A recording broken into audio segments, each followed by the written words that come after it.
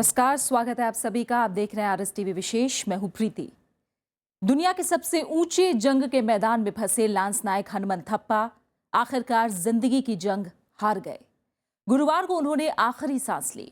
सियाचिन में 9 जवानों को खोने के बाद देश को उम्मीद थी कि हनुमंत थप्पा बच जाएंगे, लेकिन शरीर के कई अंगों ने काम करना बंद कर दिया था और आखिरकार हनुमंत थप्पा तमाम दुआओं के बीच हमारा साथ छोड़ गए।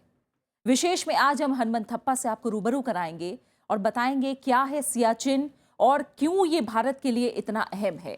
तो आइए शुरुआत करते हैं आज के विशेष की। जाबाज को सलाम।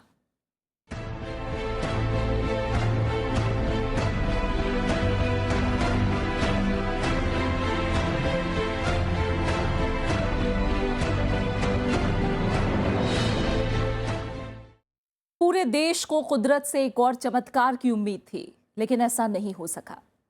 सियाचिन में 6 दिन तक 35 फीट बर्फ के नीचे दबे रहने के बाद मौत को मात देकर जिंदा लौटे लांस नायक हनुमंत थप्पा नहीं रहे। उन्होंने दिल्ली के आर्मी अस्पताल में गुरुवार सुबह करीब 11:45 पर अंतिम सांस ली।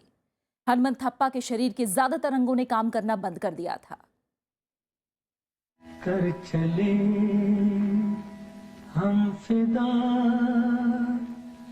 जानो तन साथियों,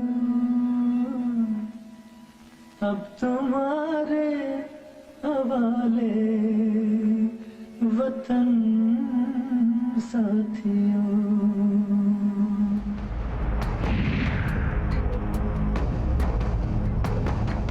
33 साल के लांस नायक हनुमंत थप्पा कोप्पड़ सियाचिन की इसी सबसे चुनौतीपूर्ण सरहद की हिफाजत करते थे।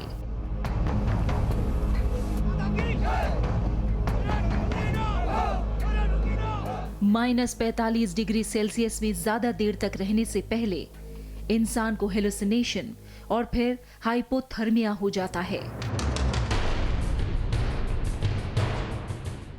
जिसमें शरीर के अंग नीले पड़कर बेजान हो जाते हैं।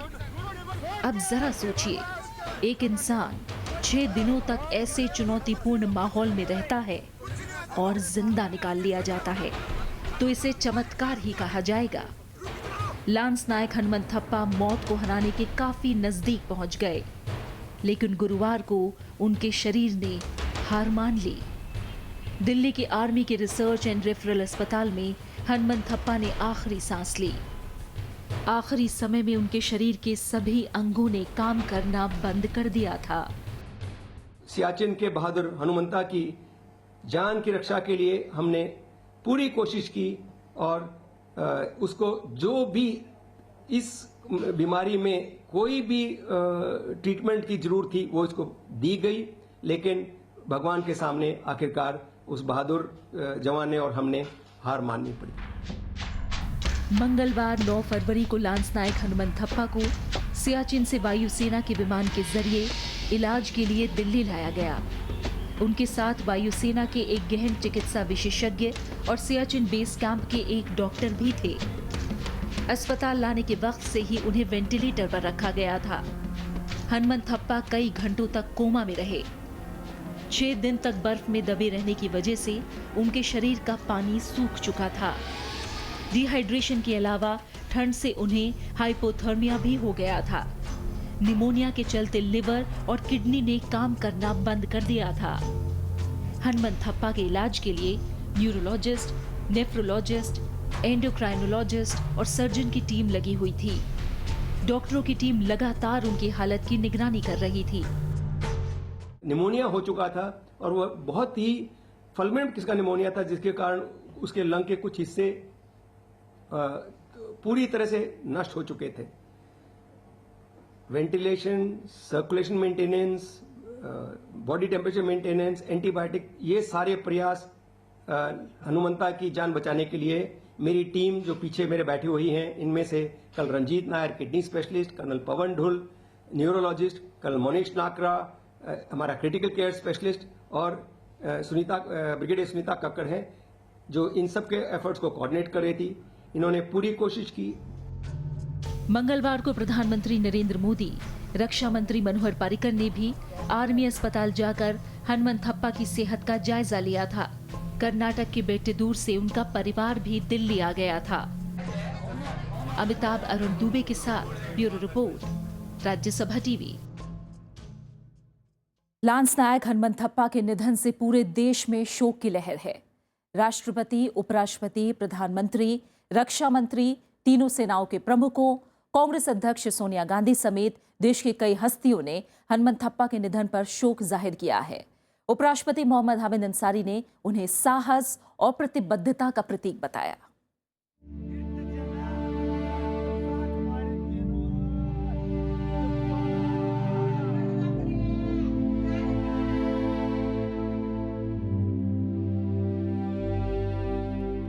दिल्ली के बरार स्क्वायर में लांस नायक हनुमंथप्पा का शरीर अंतिम दर्शन के लिए रखा गया। इस मौके पर उनकी पत्नी महादेवी, 2 साल की बेटी नेत्रा समेत कई परिजन मौजूद थे। रक्षा मंत्री मनोहर पर्रिकर, तीनों सेनाओं के प्रमुखों, कांग्रेस उपाध्यक्ष राहुल गांधी, दिल्ली के मुख्यमंत्री अरविंद केजरीवाल समेत कई हस्तियों ने लांस नायक हनुमंथप्पा के पार्थिव शरीर को नम आंखों से श्रद्धांजलि दी। गुरुवार को लांस नायक हनुमंथप्पा के निधन की खबर के बाद पूरे देश में शोक का माहौल है। उपराष्ट्रपति मोहम्मद हामिद अंसारी ने शोक संदेश के जरिए देश के महान सपूत को श्रद्धांजलि दी। उन्होंने कहा कि हनुमंथप्पा के निधन की खबर सुनकर मैं बेहद दुखी हूँ। सियाचिन के हादसे में बच गए लांस नायक भारतीय सशस्त्र बल के साहस, प्रतिबद्धता और अमिट भावना के प्रतीक थे। प्रधानमंत्री नरेंद्र मोदी ने ट्वीट के जरिए उन्हें श्रद्धांजलि देते हुए कहा कि वो हमें दुखी छोड़कर चले गए। गर्व है कि आपके जैसे बहादुर ने देश की सेवा की। But I think the lack of oxygen, height and limited space probably took its toll. Anyway, we lost a brave soldier. Congress अध्यक्ष सोनिया गांधी ने निधन पर शोक जताते हुए कहा कि अपने जीवन काल में भारत के इस सपूत ने पूरे देश को एकजुट कर दिया। उनके निधन पर देश का हर नागरिक दुखी है। कांग्रेस उपाध्यक्ष राहुल गांधी ने ट्वीट कर उन्हें साहस और वीरता की मिसाल बताई। It's extremely sad that after waging such a heroic battle, unfortunately this brave soldier passed away. Our condolences are with the family. BJP अध्यक्ष अमित शाह, पश्चिम बंगाल की मुख्यमंत्री ममता बनर्जी, मशहूर गायिका लता मंगेशकर समेत कई हस्तियों ने उनके निधन को अपूरणीय क्षति बताया है। उनकी बहादुरी को हम सब लोग सलाम करते हैं। भगवान से प्रार्थना करते हैं कि उनकी आत्मा को शांति मिले और उनके परिवार को भगवान शक्ति दे। मद्रास रेजिमेंट की 19 बटालियन के जवान हनुमंथप्पा 3 फरवरी को सियाचिन में अपने 9 साथियों समेत हिमस्खलन की चपेट में आ गए थे। 6 दिनों बाद बचाव दल ने उन्हें 35 फीट बर्फ के नीचे से जिंदा निकाला था। हनुमंथप्पा भले ही आज नहीं हैं, लेकिन बहादुरी और देशभक्ति के जज्बे ने उन्हें अमर बना दिया है। लगातार 8 दिनों से जिंदगी और मौत के बीच जंग लड़ रहे जाबाज हनुमंथप्पा अब हमारे बीच तो नहीं रहे, लेकिन इनकी शहादत करोड़ों हिंदुस्तानियों के दिलों में बहादुरी की मिसाल बनकर हमेशा जिंदा रहेगी। कैमरामैन विवेक के साथ मोहम्मद फातेह टीपू, राज्यसभा टीवी, दिल्ली। देश की आन बान शान के लिए मर मिटने का जज्बा, सेना के हर जवान की यही पहचान होती है। लांस नायक हनुमंथप्पा जिंदा दिली की ऐसी ही मिसाल थे। कहते हैं वो खुद ही चुनौतीपूर्ण क्षेत्रों में पोस्टिंग लेते थे। चुनौतियों को हराना जैसे उनकी आदत थी। सेना में 13 साल के सेवा काल में उन्होंने करीब 10 साल मुश्किल हालात वाली जगहों में काम किया। आइए देखते हैं हनुमंथप्पा का सफर।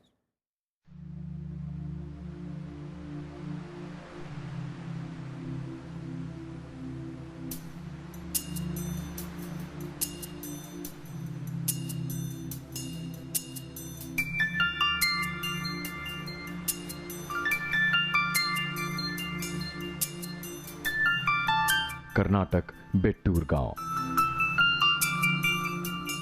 कर्नाटक के हुबली शहर से करीब 17 किलोमीटर दूर बेट्टूर गांव में लांस नायक हनुमंथप्पा का बचपन बीता। हनुमंथप्पा को करीब से जानने वाले बताते हैं कि वो हमेशा से जांबाज रहे।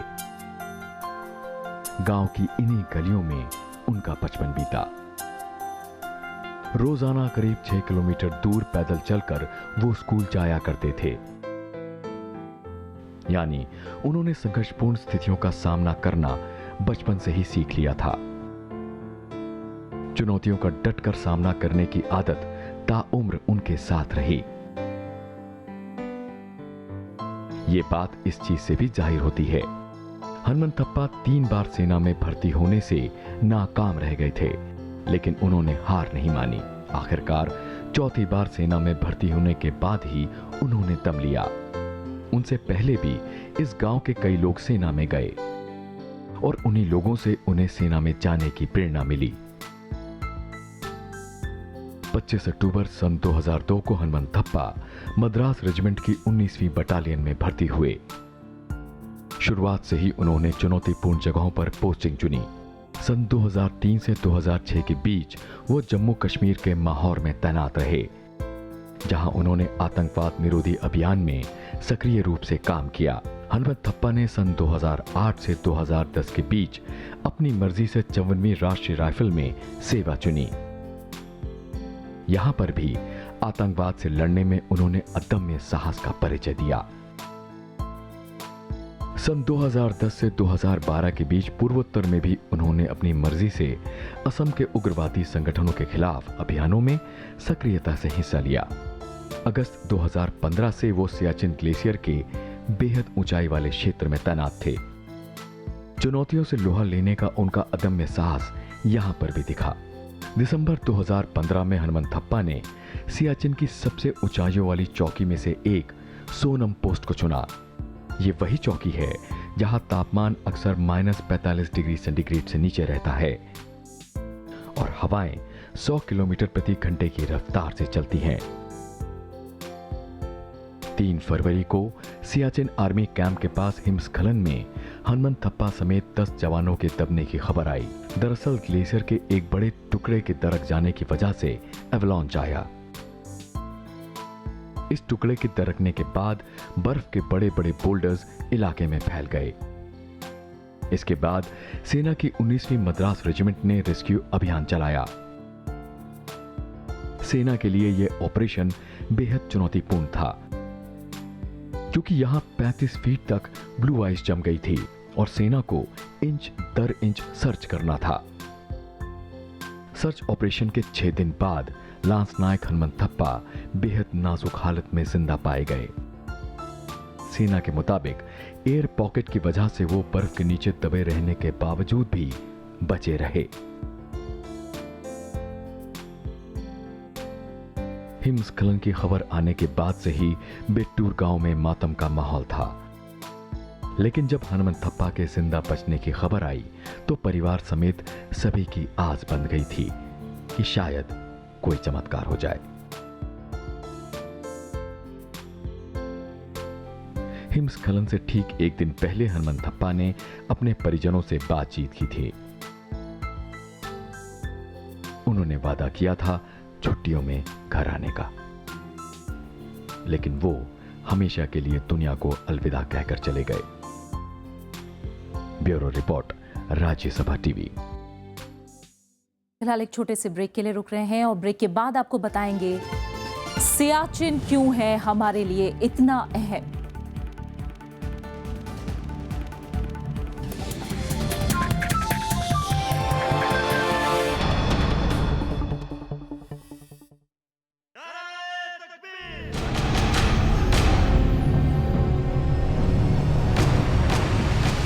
शायद मुझसे ऐसा कोई काम हो जाए जिससे किसी भी लोगों के पल्ले में कोई अच्छाई पड़ गई तो मैं समझूंगा कि मेरी आखिरत संवर गई। पता है हमारे ये छोटे छोटे मंसूबे क्यों नाकाम हो रहे हैं? अल्लाह ताला हमसे कोई बड़ा काम करवाना चाहता है। मैं आज भी फिल्म से इसलिए भागता हूँ कि डबिंग जिंदगी का सबसे मुश्किल काम लगता है। बेदीन माशरा है, बेदीन हुकूमत है, तुरे पड़ेंगे तुरे। मैं रशीद नाज, आपसे मुलाकात होगी, जरूर देखिएगा गुफ्तगू, सिर्फ राज्यसभा टीवी पर।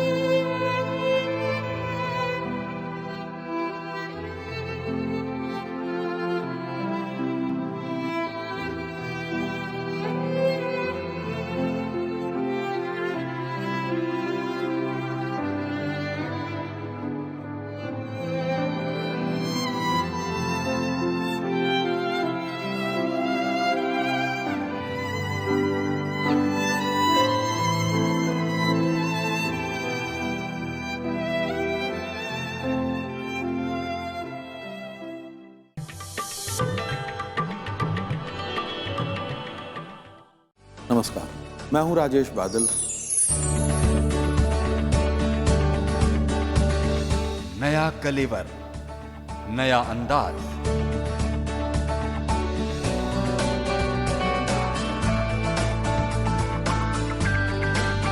राज्यसभा टेलीविजन के खास प्रोग्राम विरासत में आपका स्वागत है। नए रूप में विरासत का आगाज।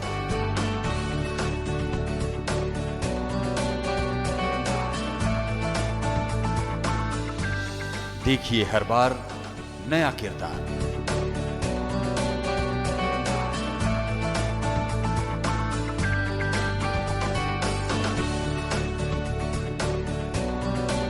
उनकी नजर उनका शहर के बाद विरासत का इंद्रधनुषी संसार सिर्फ राज्यसभा टीवी पर।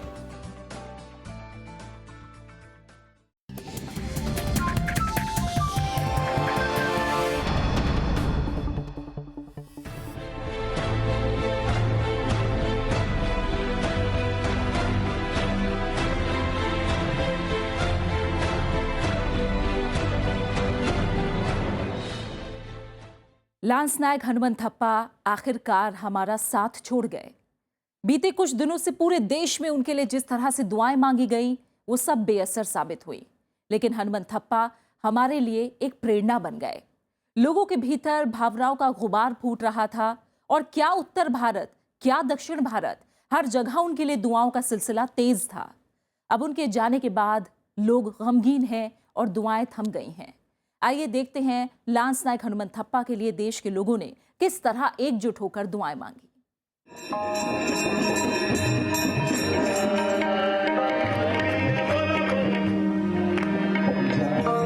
थप्पा के लिए प्रार्थना।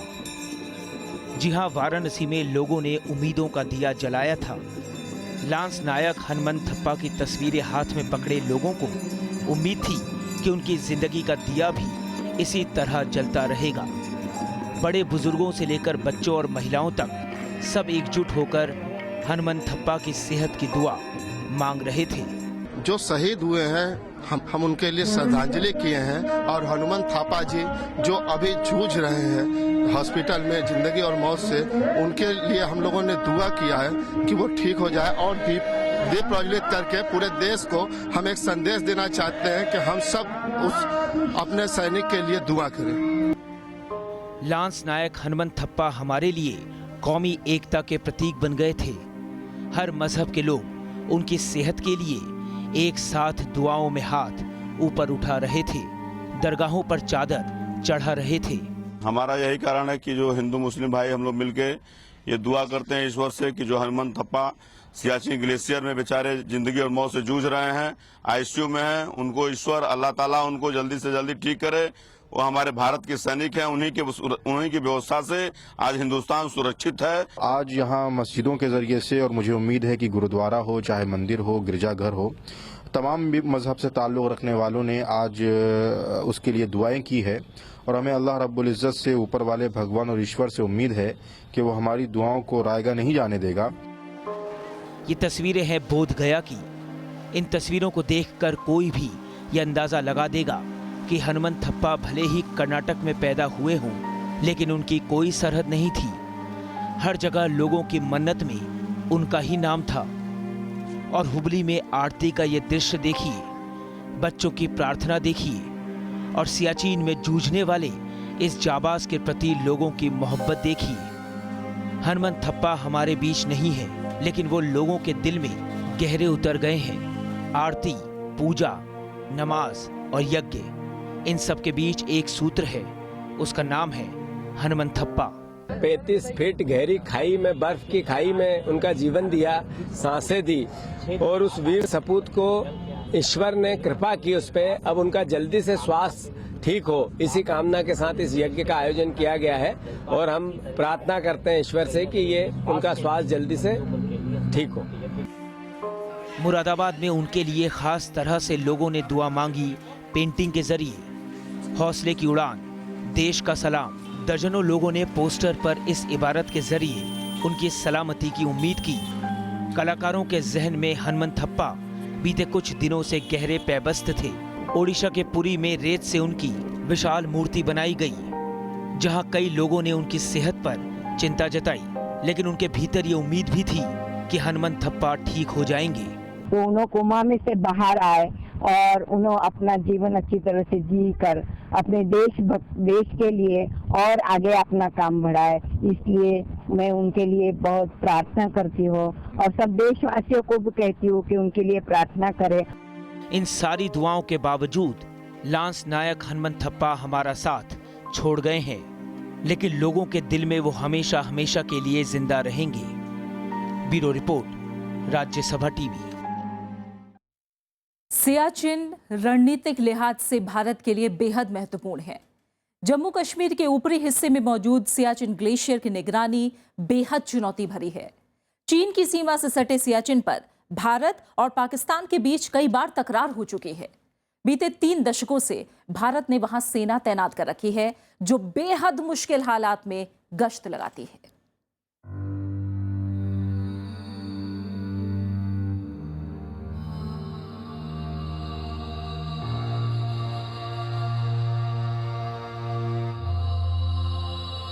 बर्फ की ये मोटी चादर सैकड़ों किलोमीटर तक फैली है। दूर दूर तक जीने लायक कोई उम्मीद नहीं, कोई सहारा नहीं।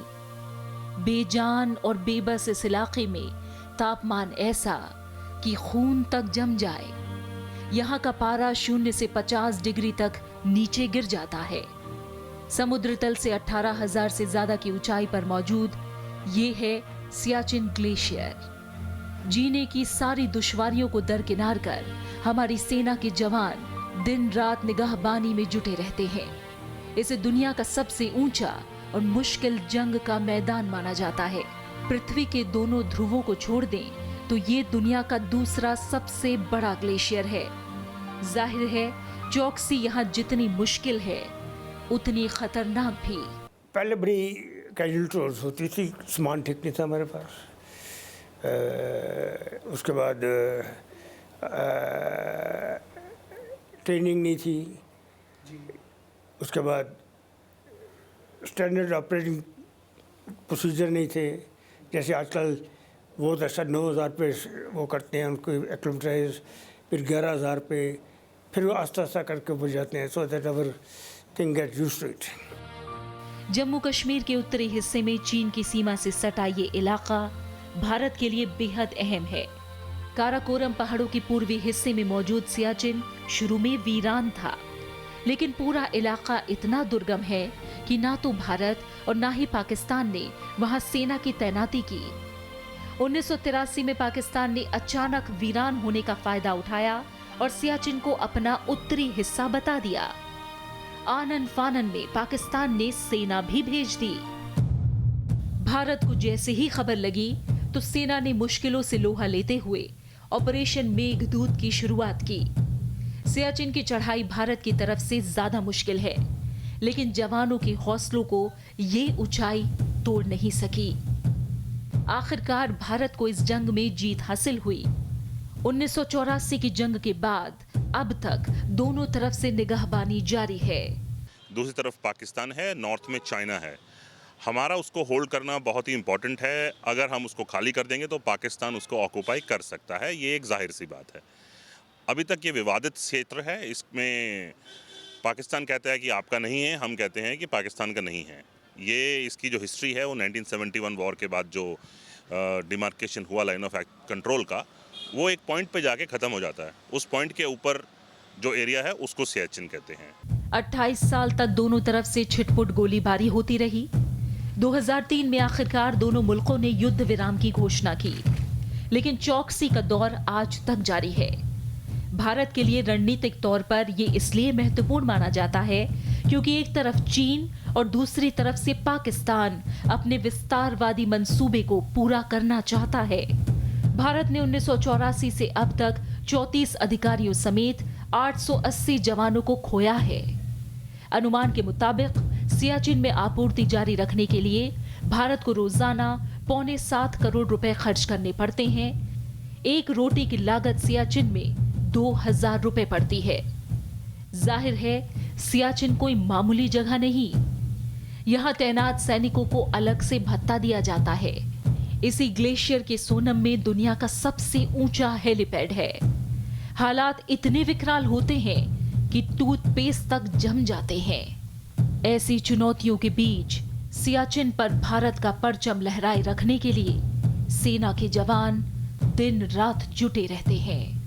नव विक्रम सिंह के साथ ब्यूरो रिपोर्ट, राज्यसभा टीवी।